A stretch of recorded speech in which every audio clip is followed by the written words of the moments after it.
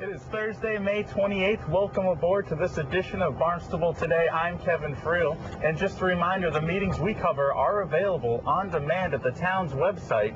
That's town.barnstable.ma.us. And I'm Andrew Gobiel. Again, thank you very much for joining us as we continue our tour of the town of Barnstable here on Barnstable Today. Today, we are right across from the newly opened Gary Brown boat ramp in Hyannis. However, one of the main reasons we're here is to obviously point out the Cape Cod Hospital in the background. The reason that we are discussing this, the fact that there have been 2 confirmed H1N1 flu cases here in the town of Barnstable. That being the case, we thought we would sit down and talk with Tom McKeon, who is the director of the town of Barnstable's Public Health Department. Now, there has been so much information in the news about H1N1, the so-called swine flu virus. We have 2 confirmed cases here in the town of Barnstable. How serious an issue is it here in the town right now? It's not a serious issue right now. I don't think it's a serious issue overall. Compared to seasonal flu, there haven't been the percentage of deaths associated with the number of cases. But I just wanted to alert the public that we do have 2 cases so far in the town of Barnstable. They both happen to be in Hyannis, adult males, and just received word yesterday from the State Department of Public Health, and we've been trying to get in touch with both individuals. We were able to reach one of them, and he's doing very well. Coincidence, they both traveled to Western Mass, apparently, before becoming ill, the western part of the state. That's all we have on those 2 cases. Now, you mentioned, there's been a great deal of talk and discussion about this, but it's no more serious than normal seasonal flu. Explain. That's true. I mean, there's a different story in Mexico, and federal officials are baffled as to why there was such a high number of deaths in Mexico. They still don't have any answers as to why it was more serious there compared to here. There's a lot of theories out there, but there's no concrete answers on that.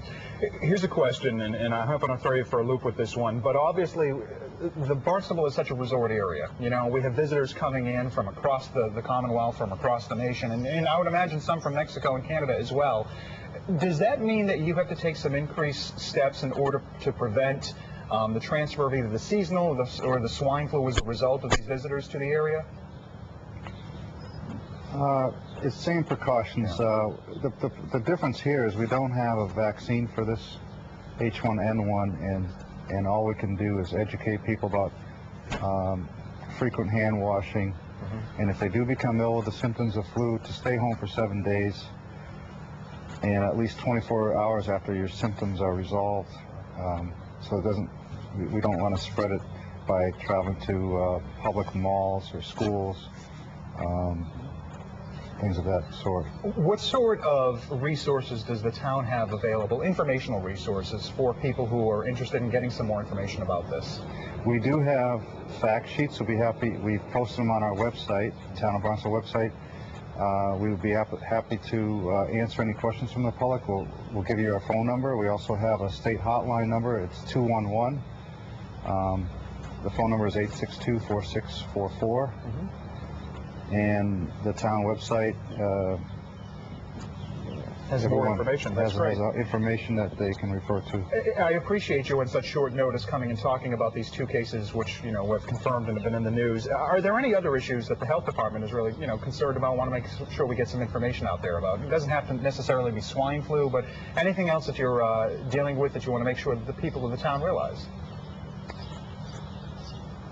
There are always other diseases that we're very concerned about. There's Lyme disease here in the Cape. The number of cases every year seems to be increasing, and the problem there is the ticks are very small compared to a dog tick. They're hard to see. Not everyone gets the rash, the bullseye's rash, but they end up getting the symptoms. So that's a major concern of mine, as well as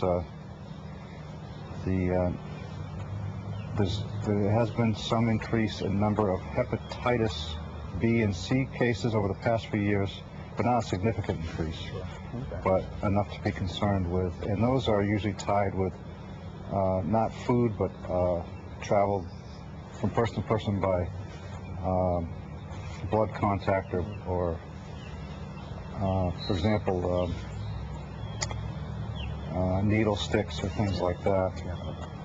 But those are the two concerns I have, other than the H1N1 right now. Sure. And for more information, we just recommend that you head to the town's website and click on the health department. You've got all the information you need there, correct? Correct.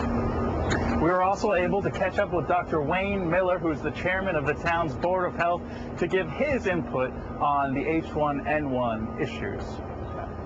Now, I know through HIPAA regulations, you can't talk specifically about the two incidences of H1N1. So I'm going to ask you, in your expertise, how best can we prevent that from taking place here in Barnstable? What can the population do to prevent, contracting the swine flu? I think the best thing is the same thing that we advise them to do for any other infectious disease, which is to take the precautions of hand washing and being careful about not cross-contaminating. If you take those kind of precautions, you're going to exclude most of your risk for contracting this and other types of infectious diseases. I don't think there's any reason to do anything more elaborate, such as the face masks and so on. There simply is not the concentration of the disease as there was in Mexico. Now, one of the questions I asked Tom just a moment ago is because this is a resort area, we do have a lot of visitors coming on in. Does that mean that there is perhaps a slight increased risk as a result of this? Only in terms of numbers. I mean, I don't think there's any greater risk because they are visitors versus residents. It's just simply in terms of the numbers. And I suppose perhaps a slightly greater risk because they would have traveled to other areas of the world. But I think that the thing that's very reassuring right now is it seems that the number of cases in all the countries where they've been reported have either stabilized or are actually starting to decrease on a per-week basis. So we'll keep our fingers crossed, but hopefully we've seen the worst of this so far. What is the most pressing issue facing the town of Barnstable in regards to health issues? The most pressing issue? Yeah. To me, the most pressing issue is the health of our water, both in terms of our subsurface water supply and also in terms of our embayments. And the fact that we're going to have to address the nutrient pollution that we've caused over the last 20 years. I think that's probably our biggest health risk at the current time. Very good. So we're going to continue to take a look into that as well.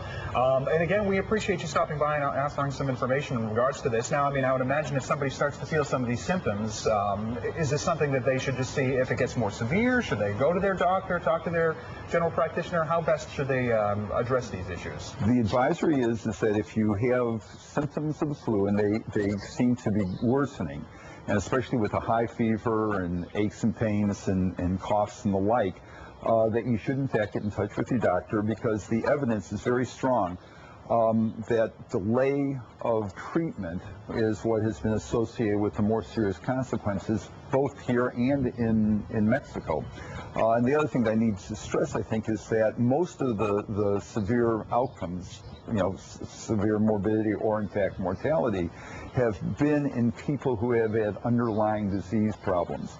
So that for a healthy individual, the risk from this flu is extremely minimal.